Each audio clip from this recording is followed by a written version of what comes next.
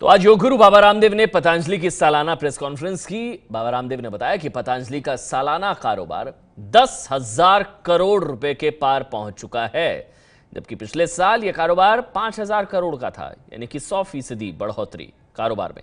रामदेव के business plan के बारे में एबीपी न्यूज संवाददाता शिशिर सिन्हा ने उनसे खास बात की है। हमारे साथ मौजूद हैं स्वामी रामदेव, जो अब 10,000 ही बन चुके हैं। स्वामी जी, 1,000, 2,000, 5,000 और अब 10,000 ही बने हैं। आगे क्या है? अभी देखो, पिछले 5 सालों से तो पतंजलि 100% की ग्रोथ रेट से आगे बढ़ रहा है, जबकि विदेशी कंपनियां डी ग्रोथ हो रही हैं। तो आगे भी 100 से ऊपर ही जाएगा। अब 20,000 के ऊपर वो 25 जाता है या उससे अधिक जाता है, ये तो वक्त बताएगा, लेकिन 20,000 करोड़ से कम नहीं होगा। स्वामी जी, एक चीज ये कि आपने जितने करीबन आज 82 प्रोडक्ट आपने जो है बाजार में नए लाए हैं, इन प्रोडक्ट में सबसे ज्यादा फोकस आपका किस चीज पे होगा? देखिए, अभी नेक्स्ट ईयर फूड प्रोडक्ट्स पर हम एक बड़ा फोकस कर रहे हैं। उसमें हम 5 वर्टिकल्स को पूरे बाजार में हम उसकी रीच को बढ़ा रहे हैं। और अभी तक छोटे छोटे गांवों में पतंजलि नहीं था। आप 3-4 महीने के बाद देखेंगे आपको 1,000 की आबादी तक के गांव में पतंजलि मिलेगा।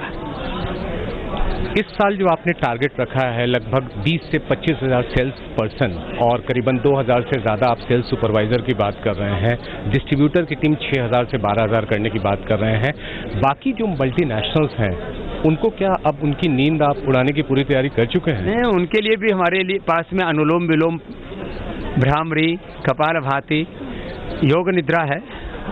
वो योग करें और वो भी सहयोग करें कि पतंजलि आगे बढ़ेगा तो देश के लिए अच्छा है ना। उनके लिए सबसे आदर्श योग कौन सा होगा आपके कारोबार के बढ़ते देखते हुए? ये अनुलोम विलोम।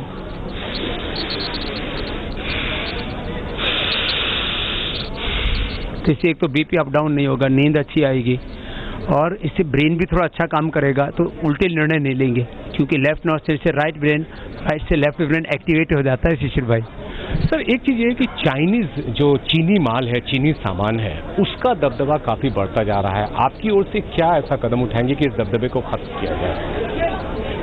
देखो शिशिर भाई, चाइना हर फील्ड में घुसा, तो कुछ जगह तो हम उसको व्यक्तिगत तौर पर रोक सकते हैं, बाकी तो एक सामूहिक इच्छा शक्ति की आवश्यकता है देश की।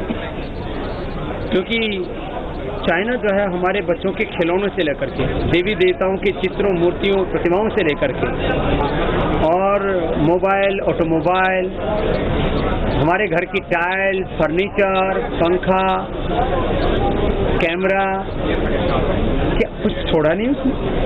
तो देश को एक इच्छा शक्ति चाहिए कि चीन जो है हमारा स्वाभाविक रूप से मित्र देश नहीं है।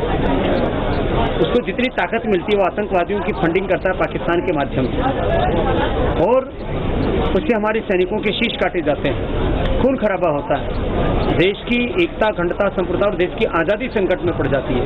तो मात्र प्रोडक्ट नहीं है। देखिए, पहले जो दुनिया चलती थी वो पॉलिटिकल कॉलोनाइजेशन से चलती थी, अब इकोनॉमिक कॉलोनाइजेशन का जमाना है और आर्थिक साम्राज्यवाद माने इस तरह से पांव पसार रहा है, और जो ज्यादा ताकतवर है वो जीतेगा। तो ताकत की फाइट, तो इसमें भारत को कमजोर नहीं होने देना। और इसके लिए मैं सबसे आह्वान करूंगा कि पतंजलि तो सब प्रोडक्ट नहीं बना सकता, कोशिश करेंगे हम जो भी जितना अधिकतम बना सकते हैं, लेकिन जो भी पतंजलि के बदले देश का प्रोडक्ट उपलब्ध है, चाहे उसके लिए आपको 2 पैसे ज़्यादा भी चुकाने पड़े। पतंजलि वैसे कोई सस्ता जो है, चीना का सामान कोई सस्ता नहीं होता है, लेकिन होता क्या है कि लोग सस्ते के चक्कर में और बहुत कचरा सामान बेचते हैं, वो चाइना का खरीद लेते हैं। यदि अच्छी क्वालिटी का चाइना का सामान खरीदेगा तो हिंदुस्तानी से कम में पैसे में थोड़ी मिलेगा, उसके ऊपर तो कई प्रकार की ड्यूटी यहाँ पर लग करके आता है। तो हमको, जैसे महात्मा गांधी ने, चंद्रशेखर, राजगुरु, सुखदेव, भगत सिंह ने, सरदार पटेल ने एक विदेशी वस्तुओं के बहिष्कार का अभियान छेड़ा था, उसकी फिर जरूरत आन पड़ी है। जो आपने एक और बात करी कि शहीदों के लिए आप जो एक आवासीय स्कूल खोलने वाले हैं, हाल के दिनों में काफ़ी ऐसी घटनाएं घटी हैं जिसमें हमारे काफ़ी जवान जो है वो शहीद हुए हैं। ये स्कूल कब तक चालू हो जाएगा और कहाँ पे आपकी खोलने की योजना है? एनसीआर क्षेत्र में ये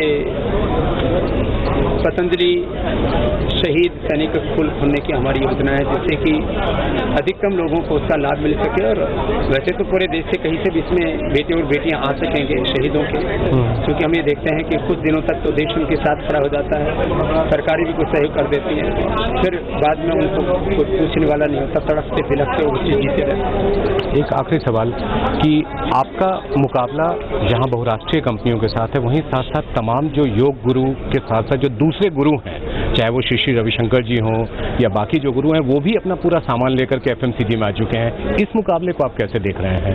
मैं शिशिर भाई कहीं पर भी चाहे प्रतिस्पर्धा नहीं देखता, मैं तो आत्मस्पर्धा के साथ आगे बढ़ने वाला इंसान, और मैंने जिंदगी भर आत्मस्पर्धा के साथ ही काम किया कि मेरी मुझसे ही स्पर्धा है, और बाकी भी सब तो विदेशी हैं, वो तो क्योंकि देश की दौलत लूट करके लेके जाते हैं, इसलिए मैं उनको पसंद नहीं करता हूँ।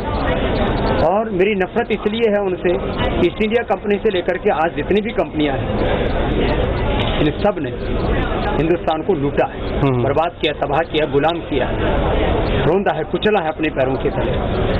और यदि आज़ादी के इतिहास देखो तो 7 लाख से ज़्यादा वीर वीरांगनाओं की शहादत हुई है, और उसके बाद भी इतने लुटने पिटने के बाद भी हम लोग ना संभले तो अच्छी बात है। इसलिए एक देश में गौरव होना चाहिए, स्वाभिमान होना चाहिए। बहुत बहुत धन्यवाद हमसे बातचीत करने के लिए। बहुत धन्यवाद। ये है ABP न्यूज़, आपको रखे आगे।